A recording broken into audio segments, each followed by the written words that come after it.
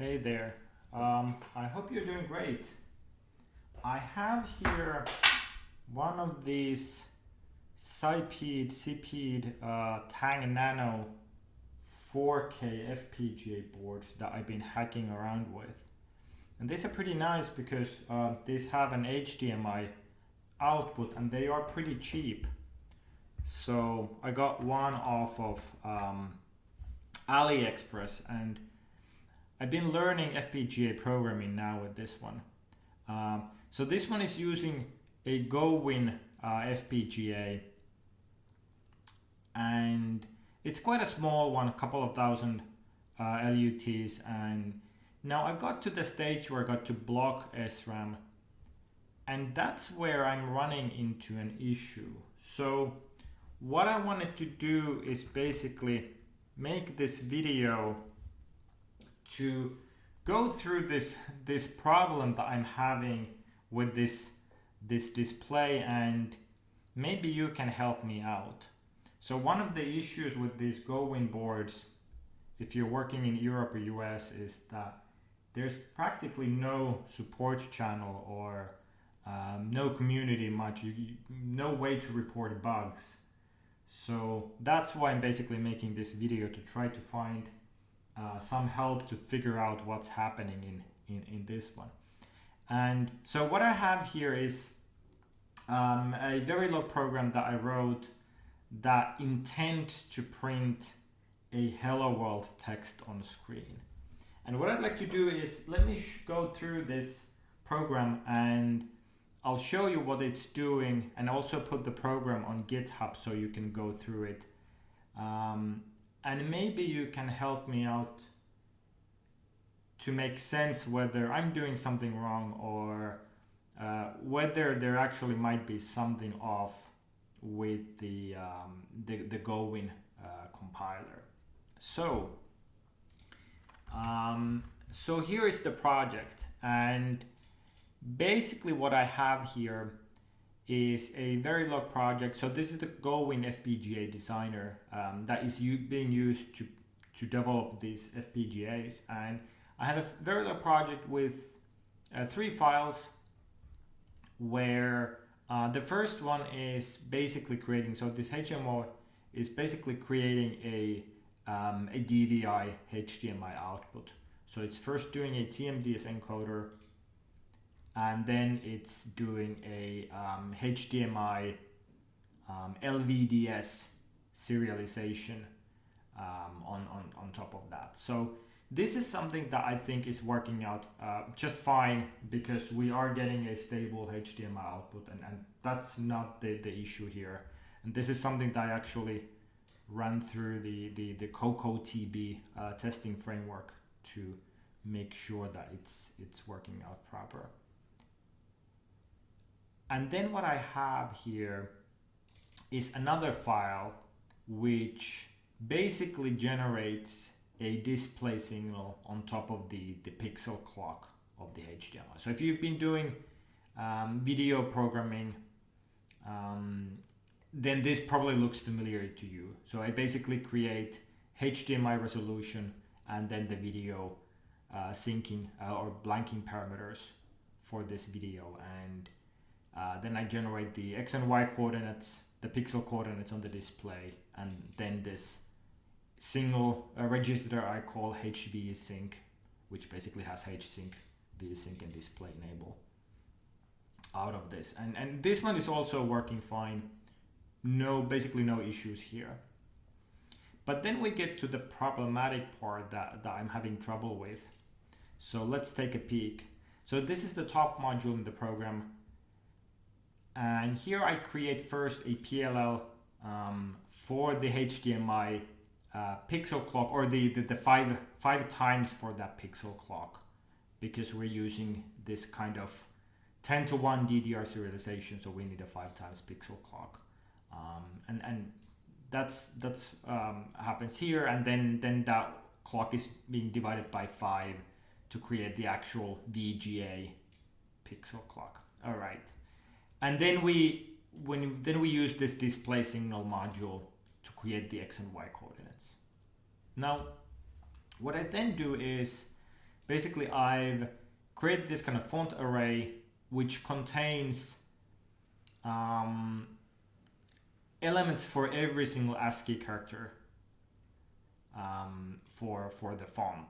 And this font txt file is something that I put together with a Python script. Basically this kind of bitmap array that identifies all the ASCII characters in the font. So here's an A, for example. You can see the outlines. So we have this font array, which I think Gowin is inferring a blockgram for. I think, well, if it didn't, this Tang Nano 4K would be running out of flip-flops if it didn't. So we have this one. And then what I do is I basically subdivide the screen pixels up into a text mode. So basically this kind of fixed array of text characters repeating on the screen. And then I have the string hello world in ASCII characters. So H, E, L, L, O, and so forth. And what I'd like to do is basically make this hello world text just repeat all over the screen on every line. So what I do is, for the text character we are currently on the screen, I index into this array to figure out which character, ASCII character we would like to be printing. And then for each character, we'll index into this font array to figure out the actual bit patterns or the pixel patterns for that specific character. So here we take the scan line of the font. So this is the pixel coordinate within the text character. So we look at the scan line of the y coordinate and then the x coordinate.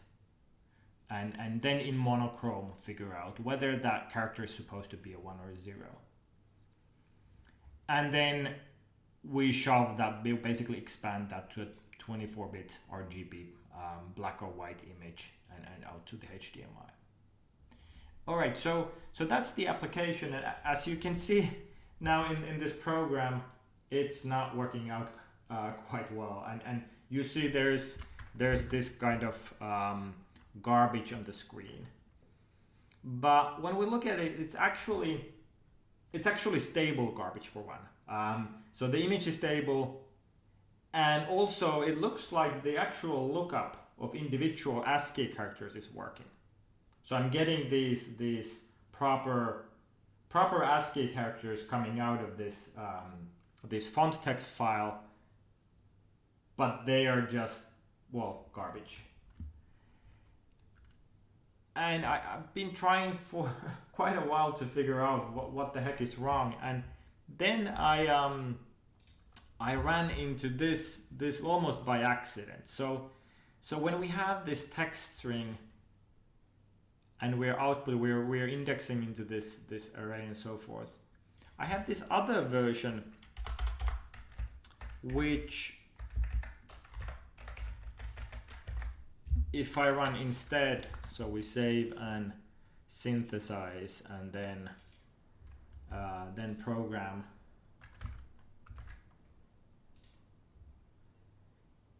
basically what we get is exactly what I was hoping to achieve. So now we get proper hello world coming on screen. And well, let's take a look. Like, what I can't quite understand is why this works and why this first version didn't.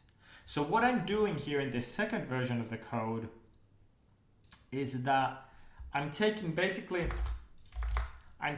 each of these ASCII characters. So this is H, E, L, L, and so forth.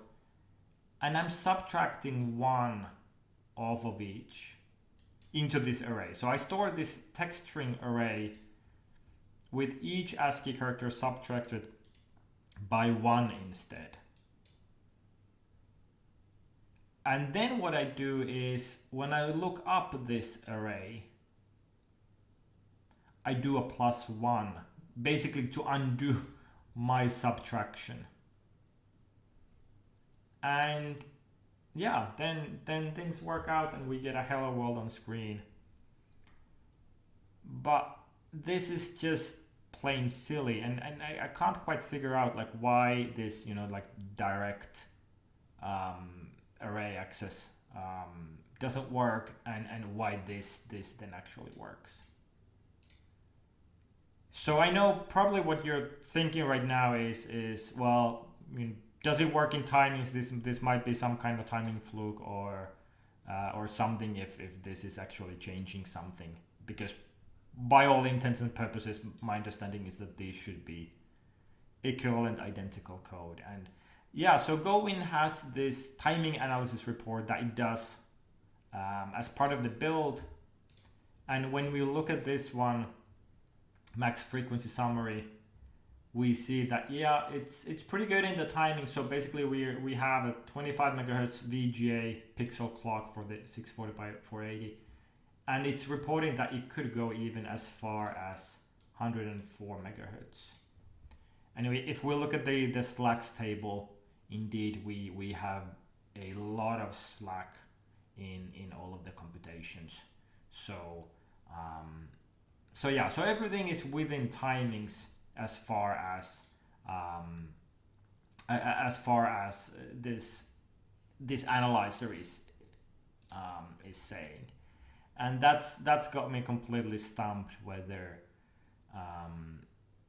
yeah, what's basically going on, what am I doing wrong, and so forth.